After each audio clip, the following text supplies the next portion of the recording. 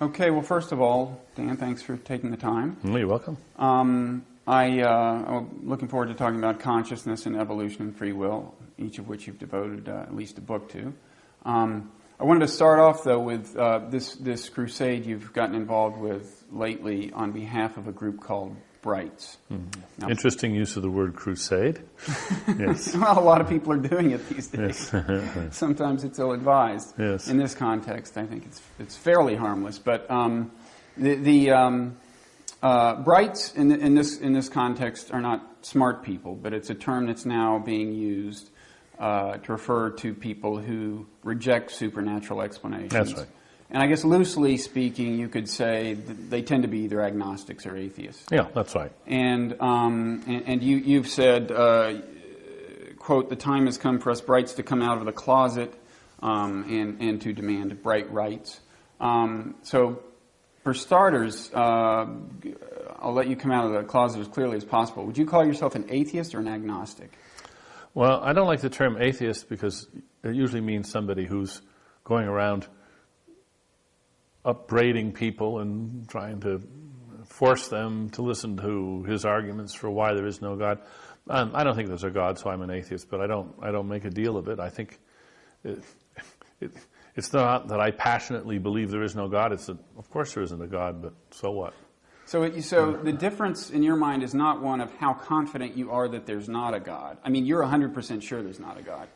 100%. Am I 100% sure of anything? Okay. I'm as sure of it as I am of anything, yeah, I guess. Okay. But not 100%. I mean, the reason I ask is because that version of atheism has always struck me as in some technical sense logically indefensible, right? I mean... You can't prove a negative. Right. I think it was Bertrand Russell once said he couldn't prove that there was not a teapot orbiting Mars. Right. So he's a teapot agnostic. I'm a teapot agnostic with regard to God, too, I suppose. I can't prove that God doesn't exist. Right. And what are you... For one thing, the reason I can't prove that is that apparently no two people mean the same thing by God. Right. And some people, what they mean by God is nature. Well, that exists, and they worship nature. Right. So do I, in a way. Does that mean I believe nature is God? Oh, who knows? Yeah. It's not supernatural. Okay. It's wonderful as all get out, but it isn't supernatural. Okay. And do you feel you're missing anything? I mean, do you wish you could believe in God? Is there no void in your life? No. In fact, I think that's actually a much more interesting question for most, to ask most people, or actually it's hard to ask them because they don't want to answer it. I have a feeling that not that many people actually believe in God. Many people believe in belief in God.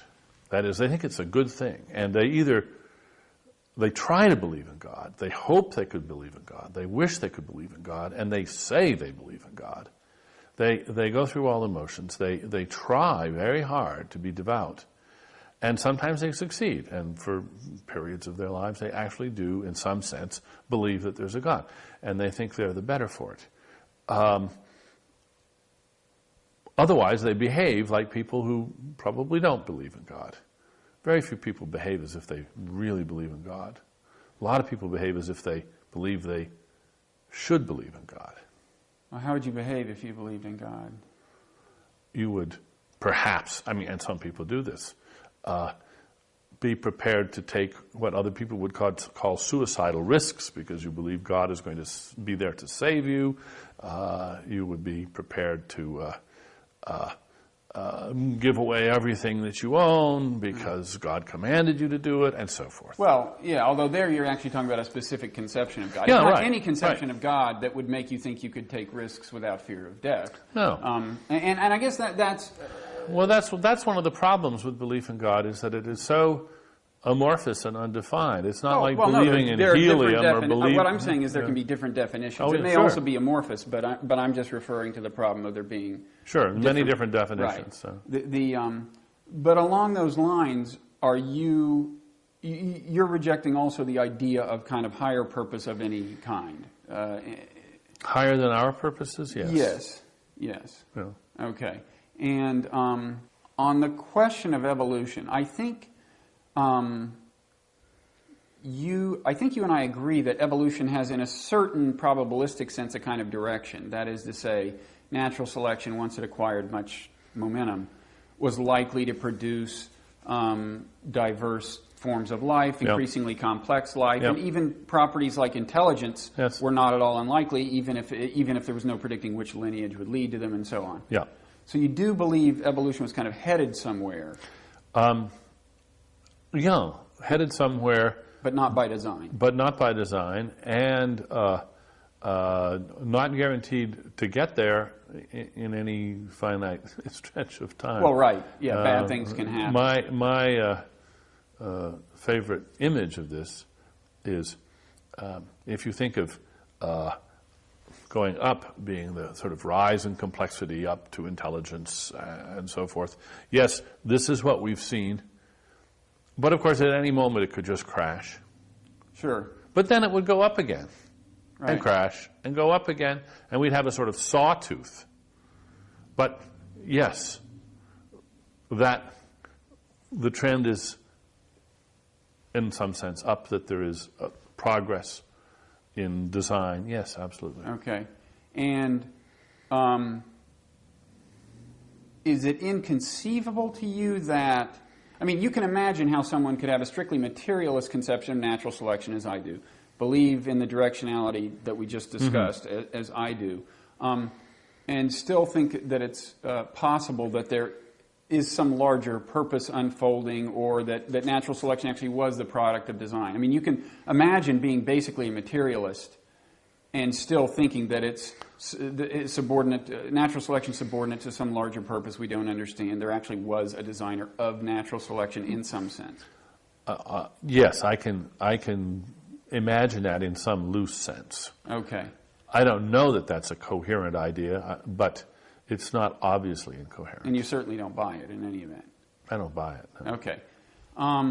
Let me suggest that there's actually ways you could appraise that hypothesis. In other words, there could be evidence for it or evidence against it. Yeah. And let me... There could. I agree. Okay, let me be clear that I'm using design in a very loose sense. But I think you and I would agree that you can speak of individual organisms as being designed, at least in quotes, but not by an intelligent being, by a process of natural selection. Absolutely, yes. And that process imbues them with what you might call purpose or goals. Absolutely.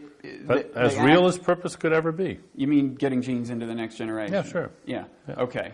That's the criterion of their design. Yeah. Now, there's a famous episode in intellectual history that inspired Richard Dawkins to call his book The Blind Watchmaker, involving this long-dead theologian, William Paley. Mm-hmm. What happened was, he argued, he said, look, you can look at living forms and tell that there's a God. It's like if you're walking through a field, you pick up a watch, obviously it was designed to do something. It's functionally integrated and so on. He said, look at animals, it's the same way. You can tell there's a God. Now, we agree. He was right that there had to be a process of design, right? Absolutely right. Okay. Now, here's among the things that I think you would agree are evidence in favor of that hypothesis. If you watch an animal grow from a single germ cell, there's a directional growth toward functional integration at higher and higher levels of organization. Well, maybe. I'm not quite sure I like that way of putting it, but I think I see what you're getting at. Okay. I mean, there is that, as a matter of fact. You do observe that in the life of an organism, and we actually know...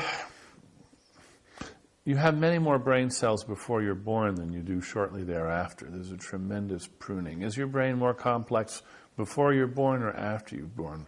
Development is not all in the direction of greater integration or greater complexity. In some regards it's simplification. Much greater functional differentiation. Much greater functional differentiation, certainly. And integration, and correspondingly functional integration of differentiated things. Yeah, sure. And it gets bigger. and it develops a nervous system and so on, Yeah. and, these coherent functional things. Yeah. I would submit that if you step back and observed life on this planet in time lapse, including not just the evolution of human beings, but the cultural, including technological evolution that led to where we are today, the process would look remarkably like that. And in fact, you yourself in your most recent book, I noticed, Freedom Evolves, say there's a sentence something like, the planet is finally growing its own nervous system, us. And it's true. I mean, it looks like that, right? Yeah, and there absolutely. is a functionality Yeah, about yeah. it. And you agree there's been a directionality about it. Yes. So it seems to me that to the extent that's the case, that argues, maybe strongly, maybe tentatively, maybe barely, who knows, but that is some evidence in favor of the hypothesis that natural selection in some sense is a product of design, in some sense may have a purpose. No, I don't think that's a good argument. I think that remains an open possibility, but I don't think that the evidence that we have before us gives us any particular reason to think that it's more likely than not. Since the alternative hypothesis, namely that natural selection happens because it can happen, and that's it. Not because it was supposed to happen, and not because there's a purpose to it. It happens because it can, and since it can happen, all of the design accrual that is the mark of natural selection happens. It happens. That's all you can say. Well, it certainly follows that it will happen if you have self-replicating material and finite resources and so on. But A, it didn't have to be the case that there was that on this planet. And in fact, it's still a little bit of a mystery how it came to be. B, all I'm really saying is, look, you can imagine a natural selection unfolding.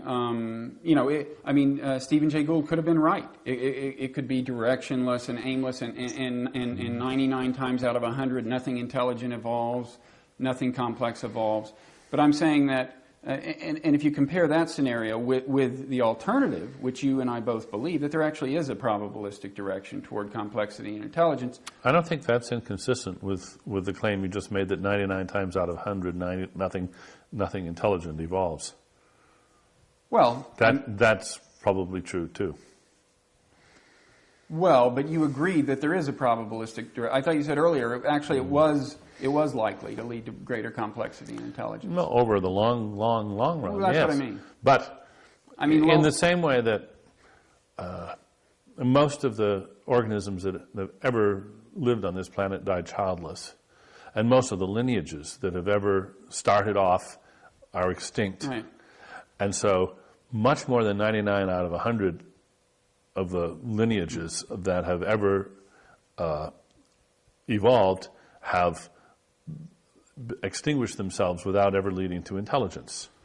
So intelligence is the rare thing. Yes, but it's still, given enough time, it's very likely to be created. But I mean, I think that works in favor of the argument I'm making. I mean, first you said tons of organisms die childless, right? And yet you agree that they were designed by natural selection to create offspring. In fact, yes. The fact that some of them don't do it doesn't rule out that possibility. Secondly, the fact that lineages go extinct, well, that's true in epigenesis as well. If you look at the cells that you started out with, tons of them go extinct, and what goes on inside your body is more like a process of natural selection than a lot of people realize. Yeah. And one thing it has in common with natural selection is that although certain properties are very likely, I was very likely to wind up with eyeballs, it wasn't at all inevitable which of my stem cells would be the grandfather of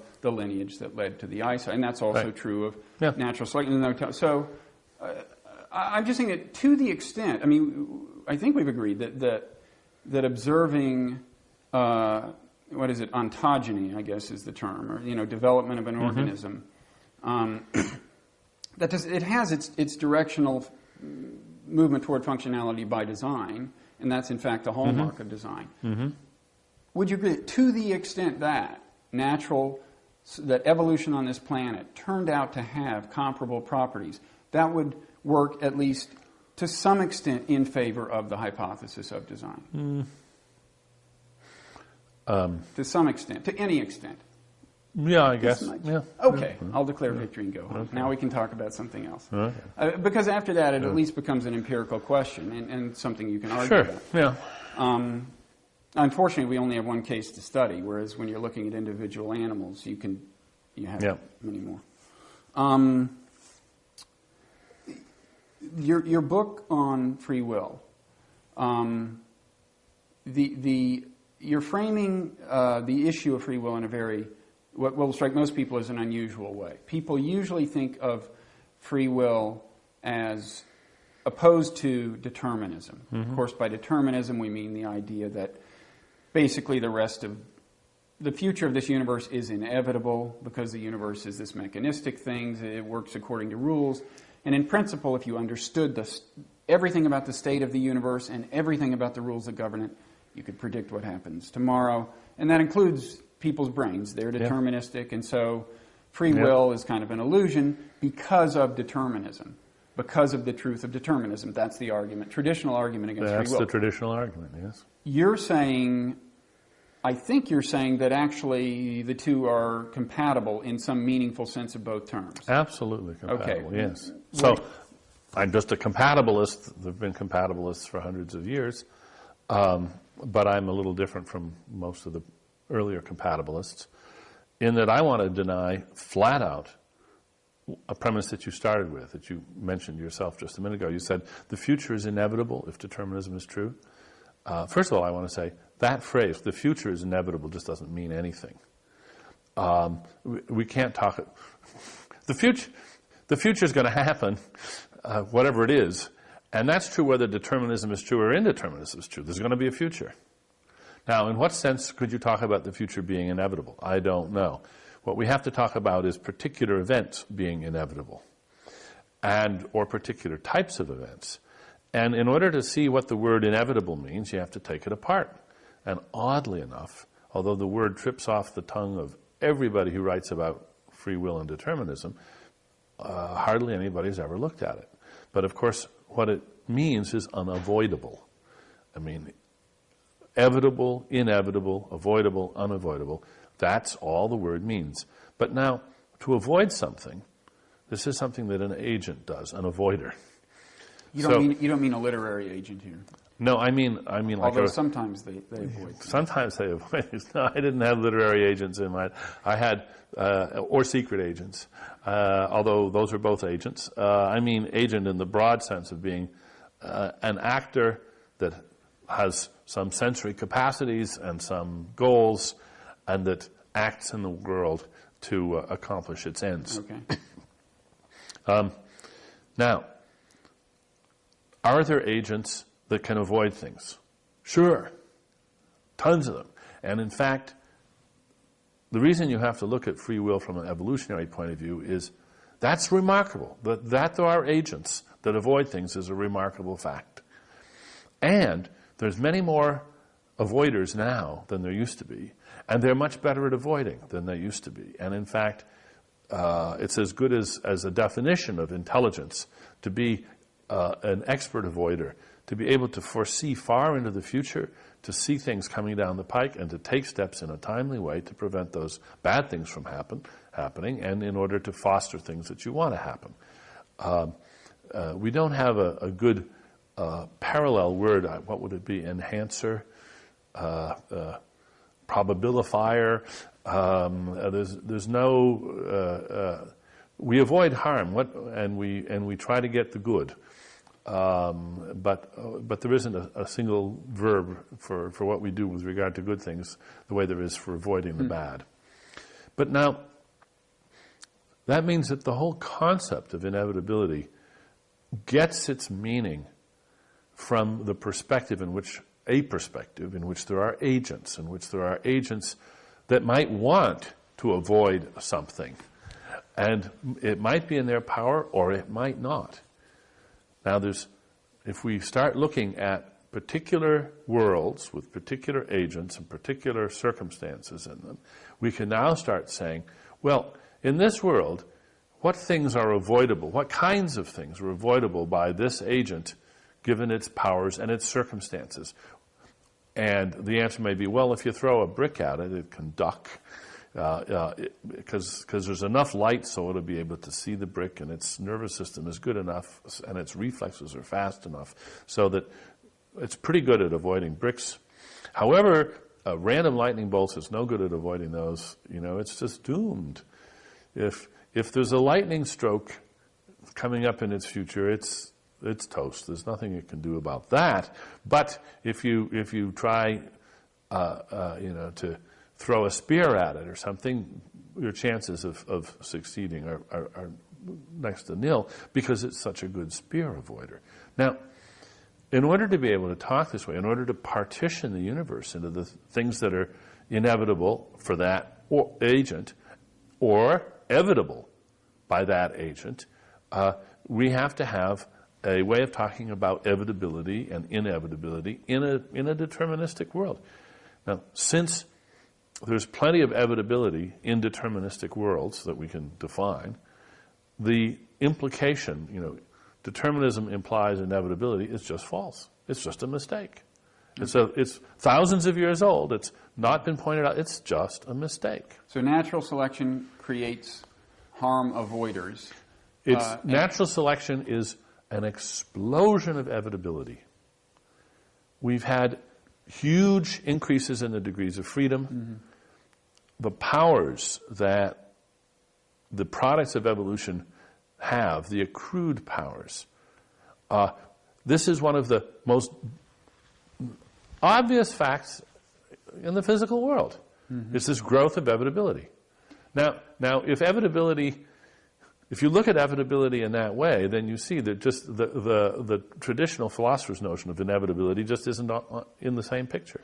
And you could say that we are future alterers, at least in the sense that had we not evolved the capacities we have for harm avoidance, the future would have been otherwise.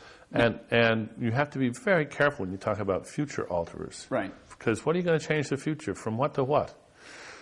Since it hasn't happened. But you can talk about what it would have been had I not evolved my whatever it is I use to avoid harm. But, of course, the reply you get from people is, yes, but you're still saying that given the fact that I have evolved these things, given the condition in which I wake up this morning, and the way my brain is inclined to use these things, the future is inevitable, and my feeling that I need to... well, you certainly hear this as a reply. You certainly do, but I'm going to say, what on earth do you mean my future is inevitable? Well, that again, if you knew that an omniscient being could predict what's going to happen today, and there's no possibility that I will behave in a way that's going to change, that's going to falsify that prediction. That's what people mean. Well, first of all, that would be true, if I understand you right, in an indeterministic universe too. Well, no. In that universe, the omniscient being would do the calculation and go, I think this is going to happen, but whoa, caprice enters the picture magically. No, the omniscient being is going to know the future. Well, no, omniscient about the present, I mean, and the laws that govern the present. So you mean a Laplacian demon? Yeah, Laplacian, calculator. And then, but lo and behold, t plus 1 after the prediction is made, caprice enters the picture from we know not where. That's the traditional conception of free will. And people have to let go of that. That's a traditional conception of free will. Right. And what I'm arguing is that it's gratuitous. It does not... The motivation people have imagined for it is simply mistaken. Allowing for quantum indeterminacy, or shall we call it Laplacian indeterminacy, does not give you any more powers, any more freedom, any more avoidability, any more evitability than you have in a deterministic world. It's just an illusion to think that it does.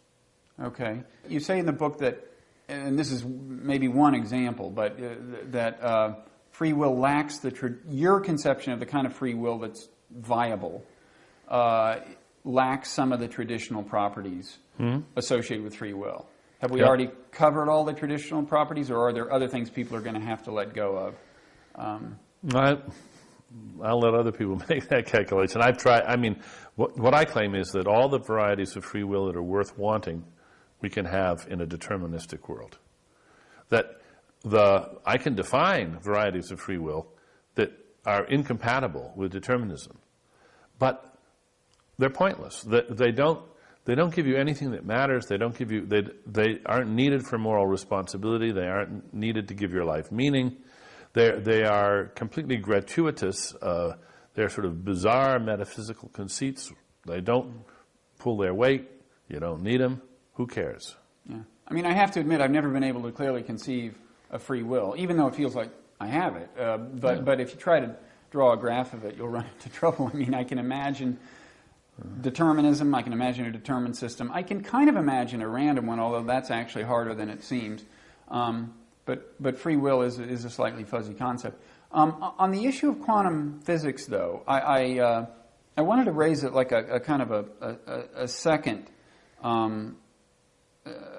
dimension of quantum physics that might enter the picture. As I understand what you're saying about quantum physics and free will is you're kind of saying, I mean, first we should say that according to quantum physics, there is such a thing as truly indeterminate. Yep. At the quantum level, very microscopic level, things happen that you could not in principle predict, even if you had all the information in the physical universe. That's right.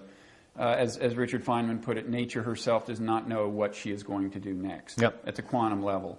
And some people have tried to use that to bring free will into the picture because it is anti-deterministic. I think I agree with you that, look, lots of random fluctuations, even in the brain, if they're truly random, don't amount to what people usually mean by free will. Good. So we don't need randomness, or at least randomness can't give us free will. If it's true randomness, you would think not. On the other hand, I would say one thing about quantum physics is you can't really know if random is the right word if you don't know what's causing the thing. I mean... Well, no, but that's what random means in quantum physics. There's no hidden variables. Well, no hidden variables in the physical universe, right. But let me put it another way. I mean, in the quantum world, events happen for which there is no cause in the physical universe. I mean, right? Which is kind of weird. But let me bring up a different weird aspect of quantum physics that may bear on free will. It's this business of the idea that the process of measurement or observation brings quantum reality into definite existence. Okay, that this is one interpretive. We're already getting into the interpretive part of quantum physics, of course. But collapse of the wave packet. Right. Yes. There are reputable physicists who say this, and there are two different ways to put it. One is that it's just that the quantum a quantum particle or whatever encounters a macroscopic measuring device, and that alone causes it to assume finite form. But some serious physicists think, no, you actually need a conscious being observing the measuring device to bring the thing into reality. Now, into fixed finite reality, if they're right, that would seem to me to open up the possibility of free will in a different sense. I mean, what they're saying is that there's something we don't entirely understand about sentient being. I mean, yes, I can see where you're going. Okay, and by wedding two bits of magic together, you're going to say it's not magic. By letting consciousness be a sort of mysterious and magical property and saying that quantum enlargement, in effect, depends on consciousness, you nicely tie together two themes, and I think they're both. This is just magical thinking, and there's no reason to believe either side of it. Okay. That is. It's important to your view, as you just put it, that there be something really perplexing and mysterious about sentience, about consciousness. And I, of course, deny that. Yeah, okay. Well, okay. We've gotten to the part of the discussion where I'm afraid we have to talk about consciousness. No, I'm afraid so. I always prefer to avoid this because you can talk about it for a long time without making any progress. It's that kind of subject. But since we do disagree about it, maybe we'll generate heat, if not light. And what you've just alluded to, you just kind of called me a Mysterian. And in any event, you called me that in your last book, so it's an official an official allegation, which I actually don't really deny. I mean, a Mysterian in this context, at least as I understand it, is somebody who believes that consciousness is really mysterious. Now, first of all, by consciousness, I think we both mean basically sentience, subjective experience. So if I say I feel pain, that was the feeling was part of consciousness. I see the color blue, that's seeing, the experience of seeing that. And similarly, if you say, I think lizards feel pain, then you're attributing consciousness to lizards, okay? Yeah. I do believe it's mysterious in a couple of senses. There are, although I think science can tell us a lot about it, I think there are some fundamental questions about it that science may never answer. You think consciousness is more like just a puzzle. There are pieces to be worked out, details to be worked out, but we get the big picture. Now, let me try to characterize what you mean by consciousness, and you stop me when I start getting it wrong. Okay. I think you know where that will be. Okay, you believe that consciousness is a brain state, or is the brain, or is the state of the brain. And you don't just mean consciousness can be explained in terms of the state of the brain. I mean, I believe that, or at least I assume that. I don't really know what to think about consciousness, but it's certainly plausible to me that whenever I feel pain, you could point to the part of the brain that's causing that feeling. Whenever I see something, so that I could map my consciousness one-to-one onto my brain functioning. Okay, but that's not all you mean. When you say consciousness is the brain, you don't just mean consciousness is explicable in terms of the brain, right? I mean, one way you commonly hear this is, in other words, you're not just saying that. Well, let me stop there. Have I gotten it right so far? Actually, you've put it in a slightly more extreme form than I myself would. That is a more simplified materialism than my own. When I say that my favorite metaphor these days is the fame in the brain, or cerebral celebrity theory.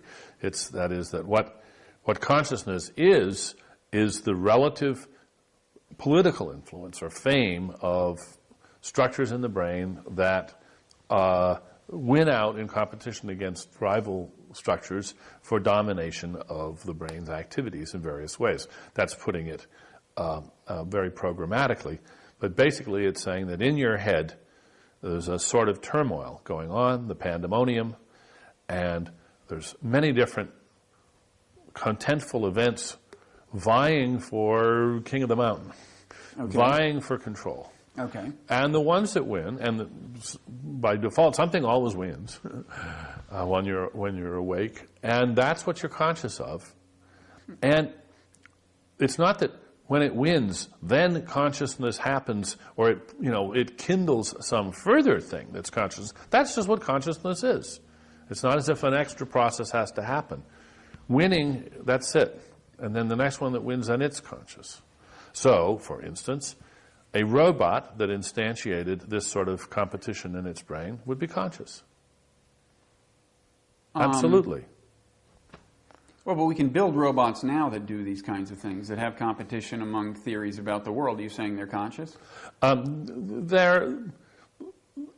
have the right sort of competitive structure, but there isn't the complexity there. I suppose in a little way they're conscious, but not in a very interesting way. It's the right sort of thing.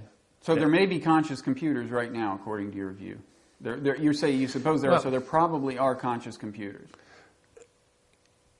In the sense that extremely rudimentary versions of the architecture that I say consciousness exists, that's true.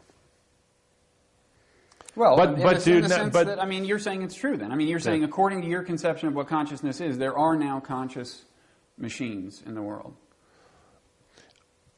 Except that when I talk about consciousness, first of all, I talk about human consciousness, and I think human consciousness is very different from all other animal consciousness. Sure. And the level of complexity, just the informational breadth Right.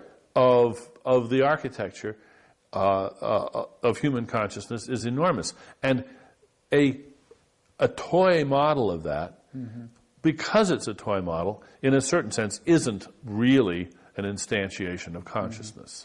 But if it could be scaled up, the answer would be yes. If it could be scaled up, But then it hasn't been scaled up. So, No, it hasn't. So there aren't conscious Right. computers. there aren't right now. You're sure but of there that? could be. This leads Yeah, to... there really could be. Yes, sure, There may be. sure, in the future. Oh. See, I I mean, I'm sure there aren't now because I know the state of robotics research and I know the state of AI research. But some people are on the right track, and give them enough money and time, and there will be conscious robots. Yeah, no, I don't rule Yeah. out the possibility. And let me say Yeah. that this idea of kind of competing, competition within the brain, and the winner is conscious. I would certainly agree that could be the way that consciousness is shaped. But I would say that's the way the brain generates consciousness, and I think you would object to that. Yeah, because it's that last step where you have to turn on the Right. magic projector and have this extra state created somewhere else. That's No, it's what not we created don't. somewhere else. It's created in the brain. Well, but it's that's different from. I mean, let me. See, that's where you're asking for there to be an extra shine or something that just doesn't need to exist. We should bring in another term to make clear what you're not. The term is epiphenomenalist. An epiphenomenalist view of consciousness is that consciousness is generated by the brain, so the brain influences consciousness, but consciousness does not in turn influence the brain. So it's anything. Like anything. Right. Right. But and that is one of the, to this day, I am flabbergasted that anybody takes this view seriously. Right. That's not your view. And certainly let me isn't. just go on. I mean, epiphenomenalism is like... It's insane. So consciousness is to the brain the way a shadow is to my hand as I move my hand. No, that's what epiphenomenalism is. Ah, thank you. That's what people think epiphenomenalism is, and it's not. Your shadow is perfectly visible. You can it has lots of effects in the world. That part breaks down. It has lots of effects in the world. There's a perfectly innocent notion of epiphenomenalism. I understand that, but as my hand moves along, the shadow does not in turn affect my hand. I mean, see, it is a limited analogy, but the point is consciousness is a limited and very influenced by the brain, but does not in turn influence the brain. That is epiphenomenalism. And you are not an epiphenomenalist. Right, because epiphenomenalism is exactly as absurd as the following view. Are you ready? Okay. In every cylinder of every internal combustion engine, there are 7 epiphenomenal gremlins. They're caused by the action of the cylinder. They cause nothing in turn. They are undetectable by any machine, by any test. There couldn't be a gremlinometer. They don't add to the horsepower. They don't add to the weight. They don't add to the mass. They are completely epiphenomenal. What bothers you is that in this view, in the epiphenomenalist view, consciousness cannot be detected by any scientific means. By any means at all. Right, but you got to understand. Well, it's detectable by the person's consciousness. No. Yes, trust me, I'm conscious. That's the mistake. Because if that were true, then you wouldn't be an epiphenomenalist. Because if the fact that you're now telling me that you detect your consciousness is an effect of your detecting it, then your detecting it is an effect of the epiphenomenon, and that's ruled out by definition. That's the trouble. Now you've gotten it. That's an interesting. That's the trouble with epiphenomenalism is it's an incoherent view. Okay, but here's the interesting thing. I've thought about this a lot lately. That in the human species, I mean, even if you're an epiphenomenalist in this sense, okay, you think when subjective pain arose in a lizard or in a worm or whatever, okay, let's go back millions and millions of years in natural selection. subjective experience arose as an epiphenomenon, okay? And you can imagine that, right? You can imagine that a worm has an epiphenomenal consciousness. No, I can't. Why not? Because I'll say it again slower, I guess. The very concept of epiphenomenalism, of effects that have no effects, is completely unmotivatable. Always, always, always. What does that mean? It means, you agree, I think, that the view that there are 7 epiphenomenal gremlins in every cylinder is a view that is not to be taken seriously, right? It doesn't seem likely to be true to me. Well, compare it with that there's 6 epiphenomenal gremlins, or 3, Equally or 7. implausible. Not just implausible. Right. It's defined in such a way that you could never possibly have any reason to assert it. So it's not amenable to scientific analysis? No. It's worse than that. It's trivial in a certain way. There could be no motivation for asserting it. If the engine said, I've got gremlins, I'd start taking it seriously. And that's what happens. If the engine said, I've got gremlins, one thing you would know is it couldn't be saying this because it had gremlins. Because if there were gremlins, they wouldn't be causing it to say it, because that would be a contradiction. My point. Your critique of epiphenomenalism does become relevant when you have organisms talking about their consciousness. But tell me how it doesn't make sense in an earthworm or a lizard. I say, look, the lizard, okay, it sticks out its paw into a fire and it retracts the paw. Yeah. Now, it feels pain at that moment. And I think the pain is an epiphenomenon, because what's really happening functionally that gets it to retract its paw is this physical information goes up and down, blah, blah, blah. Its feeling of pain is a kind of shadow of that. Now, why could that not be the case? Don't get into gremlins. Just tell me, in the case of the lizard, where is the logical contradiction there? Well, because we don't know what you mean by its feeling pain in addition to the events going on. Maybe you know it just what pain is. Feels like.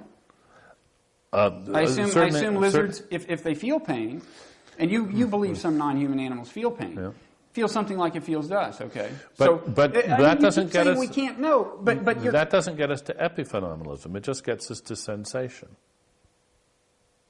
Well, right, but we're talking about a sensation that I'm positing is an epiphenomenon. Well, but that's what we don't know what that means yet. We do know what epiphenomenon means. It is caused by, but does not in turn influence. Well, but let's then note that if it doesn't influence anything, right, then it doesn't influence the lizard. Right. So it doesn't, for instance, cause the lizard to believe it has pain. No, lizards don't think about that kind of thing. No, and so in fact, the lizard is completely clueless with regard. It is the life of a lizard, lizard. And the lizard's own mental state is precisely as if it didn't have a sensation of pain. No, its mental state is not. Well, now you're contradicting yourself. No, its mental state is the consciousness. Of course, its consciousness is influenced. But now you're just helping yourself to dualism. Well, epiphenomenalism is a kind of dualism. It's just not interactionist. I mean, the causality moves in one direction with epiphenomenalism. I mean, where is the contradiction in the case of a lizard? It's true that once you get humans, consciousness does start influencing things, like it's the reason we're having this conversation, and that's an interesting fact. But if you go back earlier in evolutionary time, an epiphenomenalist view of consciousness is a coherent concept. And the fact that a consciousness that's originally epiphenomenal might later have an effect is an interesting fact with philosophical significance. Well, I suppose it's also a coherent concept that the pebbles on the beach feel, they sense the gravity. They have this. I don't know. I doubt they do. But the thing about consciousness. Do you think that's a serious? I call hypothesis? that highly unlikely. Highly unlikely. But the whole thing about consciousness is And this is where, the thing about consciousness, it's one of those questions where when two people disagree, it isn't just they disagree, they don't even understand each other. And this is where, this is a difference between you and people like me who have an alternative view. To us, an essential feature of consciousness is that no one other than the conscious being can ever verify the consciousness. It's an inherently private state, and that's one reason science may never penetrate it. Science studies publicly observable things. If you define consciousness that way, then you get your conclusion in a single step, right? Science can't study it. But let me show you how I can define something the same way too, which science can't study. And you tell me how your view differs. You know how naive Americans they go to Europe and they're ask how much something costs, and they're told so many euros. And they say, well, how much is that in real money? That is to say, in dollars. And they think, well, dollars, there's a sense in which dollars have value, in which euros and, Swiss francs and so forth don't really. I mean, they have relative value, relative to dollars, but dollars have intrinsic value. Now, we say, no, dollars don't have intrinsic value. It's just the exchange for goods and services. It's not as if dollars have an intrinsic value that yen or euros don't have. And they say, no, I define the vis of a dollar as its intrinsic value. And I submit that economic theory cannot ever explain the intrinsic value of a dollar. And they're right. By definition, the intrinsic value of a dollar is something which is forever outside the purview of economics. The thing is, there's no reason to believe that dollars have intrinsic value. The fact that somebody in their gut has this deep-seated intuition that dollars have intrinsic value, well, that's an interesting fact about them, but it's nothing that science has to maybe explain why they have that weird hunch. But they don't have to explain the intrinsic value of a dollar because there isn't any intrinsic value to a dollar. And similarly, I take on the burden of explaining why you have the intuition that you have, that this is what consciousness is. And I think I can give a pretty good explanation of why it seems that way to you. But you're just wrong. No, I don't want to hear that. I know you don't. I mean, that's with the dollar. I mean, but in any event, why? I mean, there is an explanation about dollars, but let's not get into that. And why some people are confused about dollars. The relevance of that to your claim that I'm confused about consciousness is something I'm not completely clear on. But let me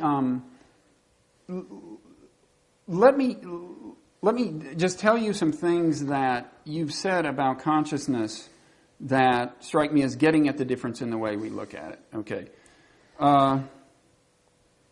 You've written that a chess-playing computer is, quote, manifestly not a conscious or self-conscious agent, unquote.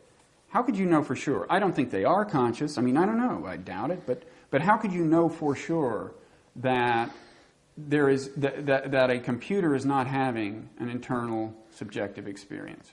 Well, because I have a view of consciousness as playing an important role. And I know everything that's playing an important role in that chess-playing computer, and there's nothing that's remotely like consciousness playing that role. What, I mean, why? It's not complicated enough? Or it's doing information processing, it's got goals, But it is not, for instance, the ones that are now in existence. It's not laying down memories of its moves. Here's something it can't do. I'll give you a very simple thing. Mm-hmm. There's a joke line, a tagline. Well, it seemed like a good idea at the time. Right? You've heard that line. Well, it seemed like a good idea at the time. Rueful reflection of a person who's just come a cropper in some way. Mm-hmm. Now, I think that's actually a wonderful thing to be able to say and mean. If you can say and mean, well, it seemed like a good idea at the time, that means that you can recall how it seemed then and recall how it seemed, and you can compare it to what you know now. Now, that's a level of self-knowledge and reflection and knowledge of your own past and of your own past thinking that's really potent.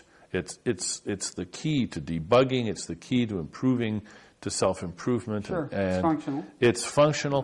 That's a really big, important functionality. Right. Chess playing computers don't have it. Okay, well, neither do lizards. If they did, yeah, then they would have the experience. then I wouldn't be confident that they weren't conscious. Okay, fine. Then they would have the experience of ruefulness. And being able to reflect on their past lizards thoughts. Presumably don't have ruefulness either, but That's you right. agree that lizards may experience pain. So why? In one sense, in one sense, no.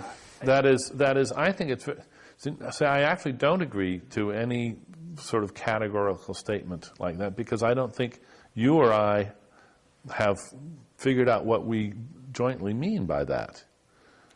I think this is one of the problems that people have with consciousness, is that they point to, they allude to supposed sensations, and they think they know what they mean. The famous phrase, "What is it like to be a bat?" Thomas Nagel's phrase. And I think in spite of the popularity of that phrase, it's a wild card.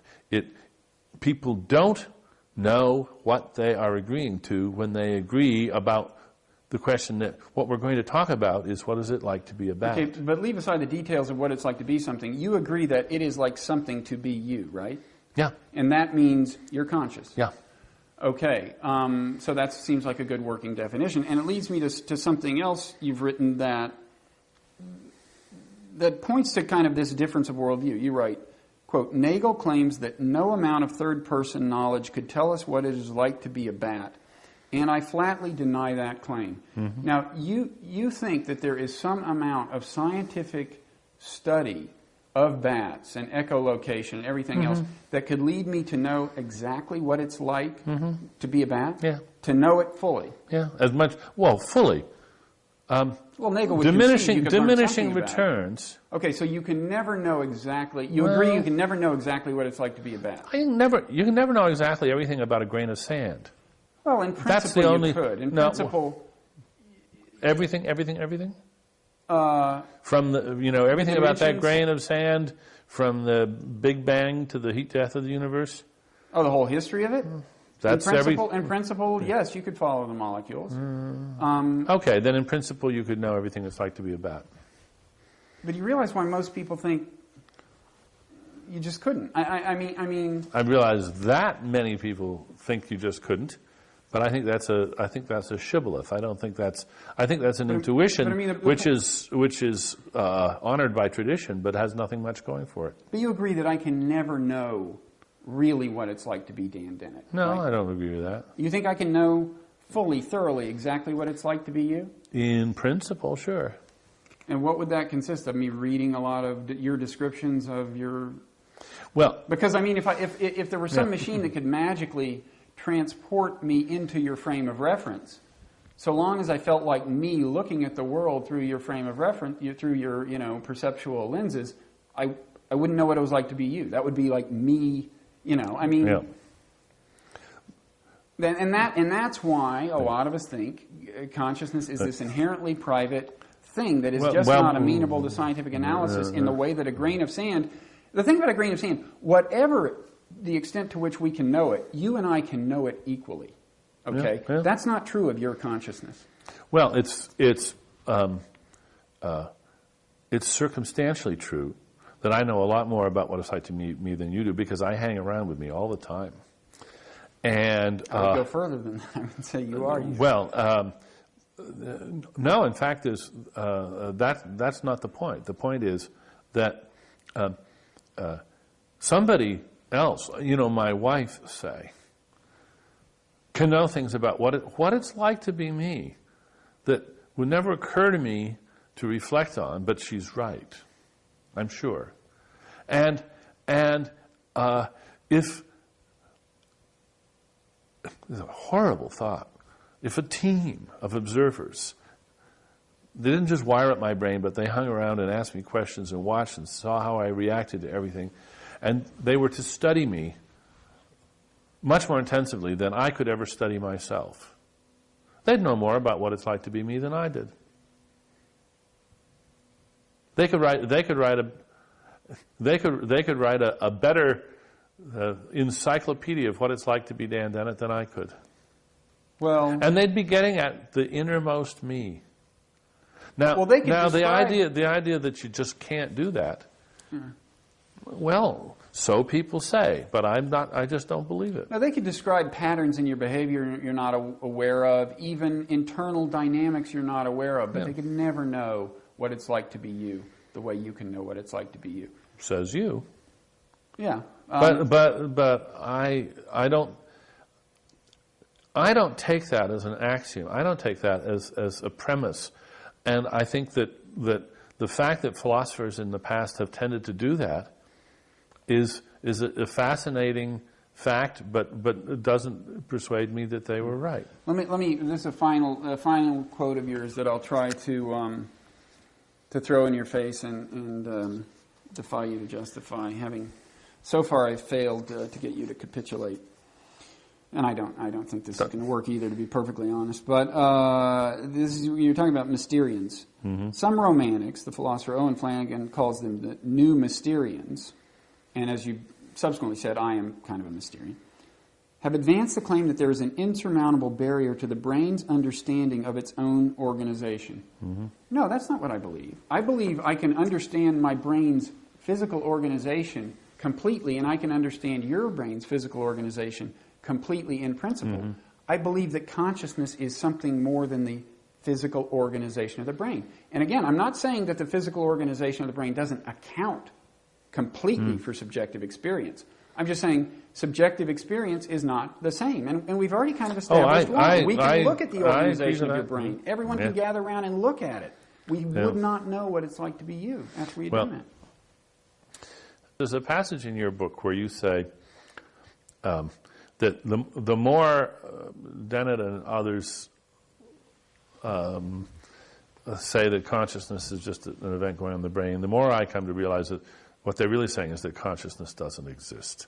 Yeah, it's a footnote of my book. It's a footnote. It's in Non-Zero, but it's true that when I read quotes like the one I just read, where you seem to equate knowing about the consciousness of a being with knowing the organization of its brain, that I do start suspecting that. And you say things like you've said things to me like consciousness is the brain, or consciousness is the state of the brain. Well, if consciousness is the state of the brain, why come up with another word for it? I mean, I think we can talk about the state of the engine of my car, and if you said, well, let's use the word consciousness to mean that, I'd say, what do we need with a new word? I mean, it's...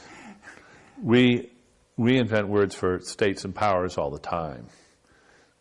Fine, but if you think you're not adding any meaning, see. Oh well, we're adding meaning because it's the functionality and the organization of all of those states that makes the difference. And we can talk about which events you're conscious of and which you're not. Of course, we can say what difference that makes. We can talk about the efficacy, the functional roles that conscious events play that unconscious events don't. There's a lot of.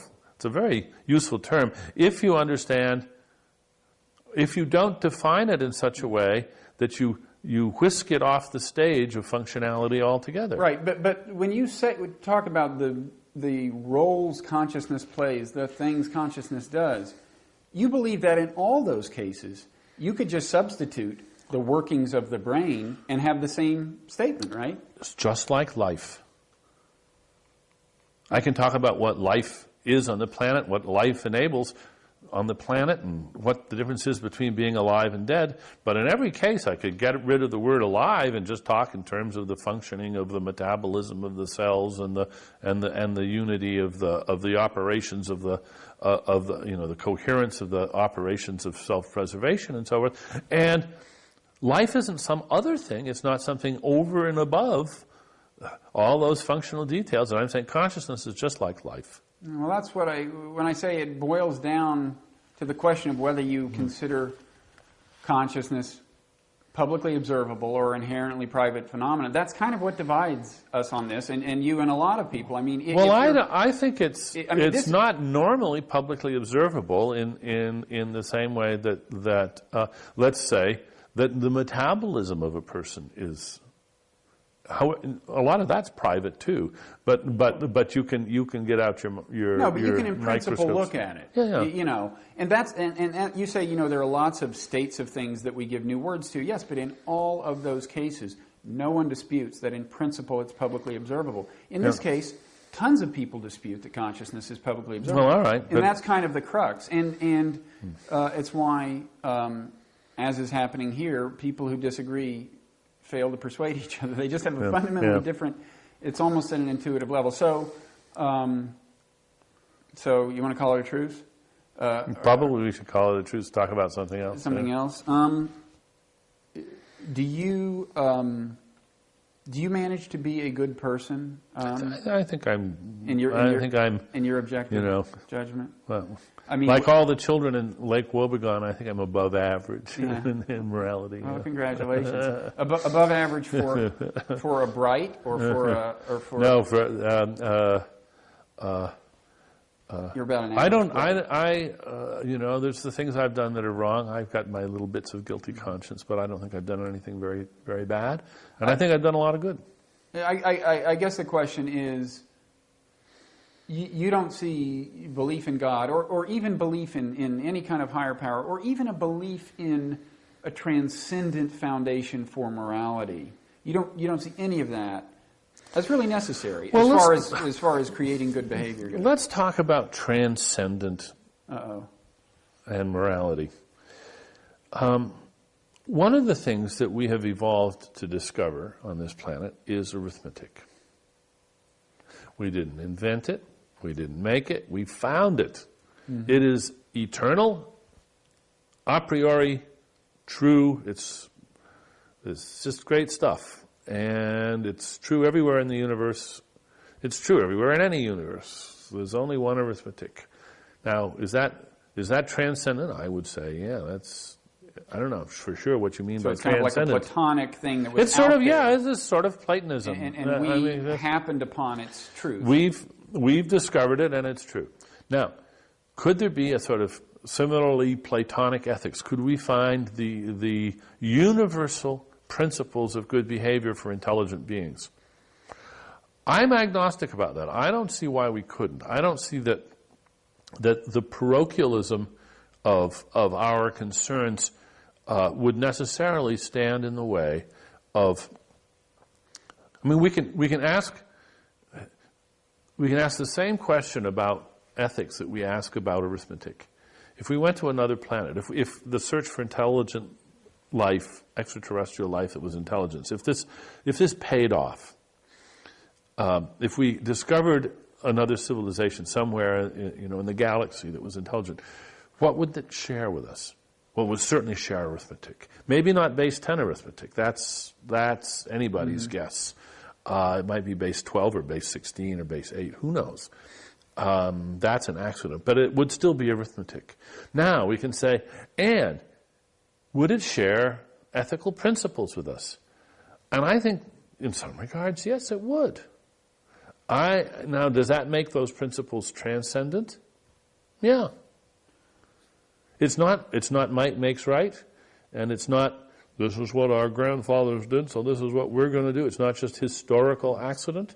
I think that there could be a truly universal basis for ethics. You mean to get to a point where any species could produce these great kind of collective products, which technologies and things are, they would have to come up with rules of the road for collaborative, cooperative interaction. Sure.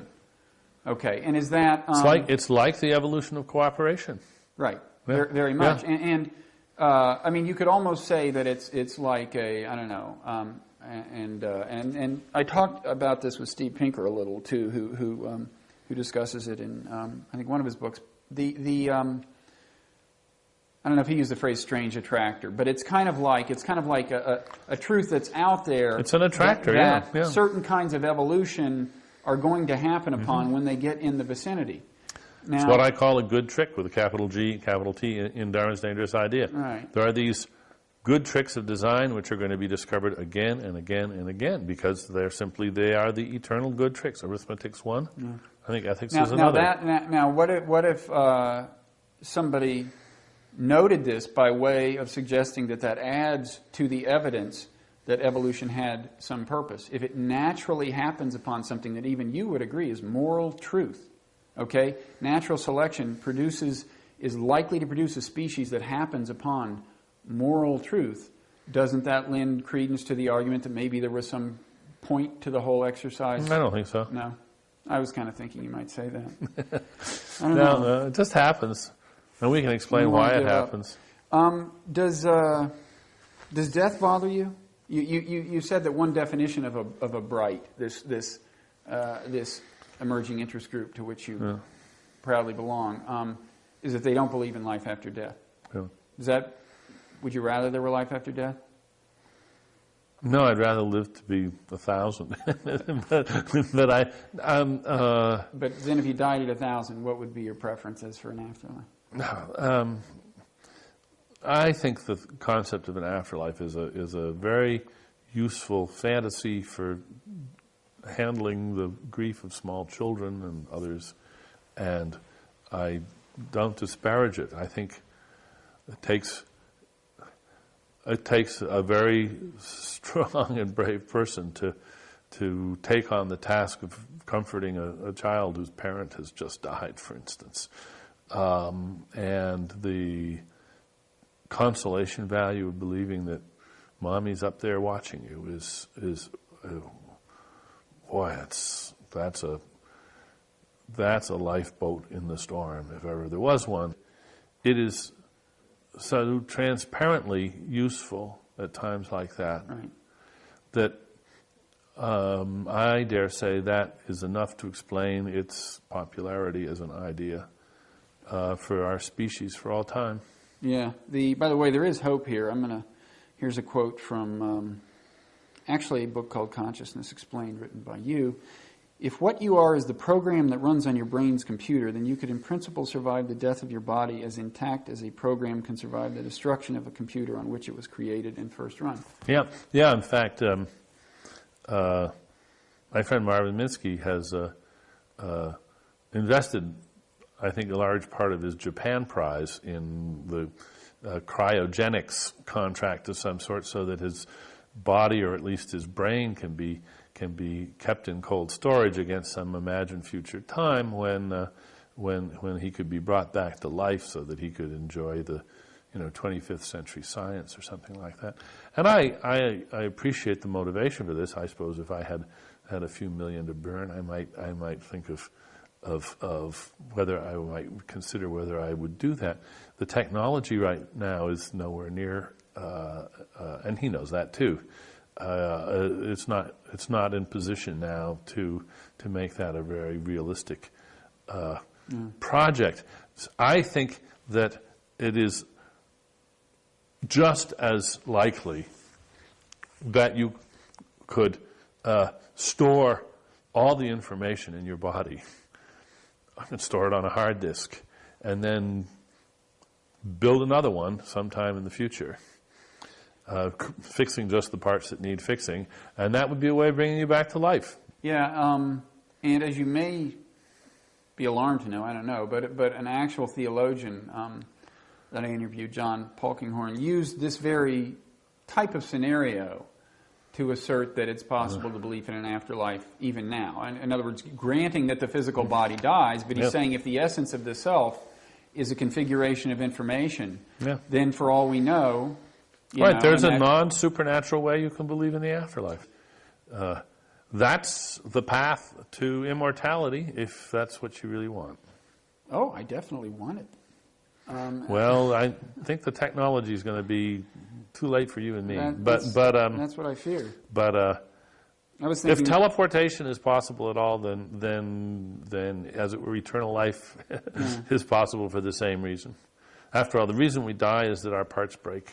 Yeah. Well, if you get any insider information on this technology, you will drop me an email, won't you? Well, I don't know. There may only be room for one or two of us in the machine. Information is actually very cheap to replicate. But it's extracting the information from the body. That's the hard part. Yeah, I'll enjoy it then. I guess we've covered enough. We've gotten all the way to death, and if that's not a natural place to stop, I don't know what is. Thanks a lot. This has been fun. It has been fun. Yeah, it's always a delight to see how you defend indefensible positions? How you defend indefensible positions? Well, what's interesting is that you and I we agree about so much. It's true. And then I see, by my lights, I see you going along just beautifully, and then suddenly you veer off to the side. And think, wait a minute, where did that swerve come from? Yeah. Well, must be free will. There's no accounting for human behavior, as we know. Well, thanks a lot. Okay, great.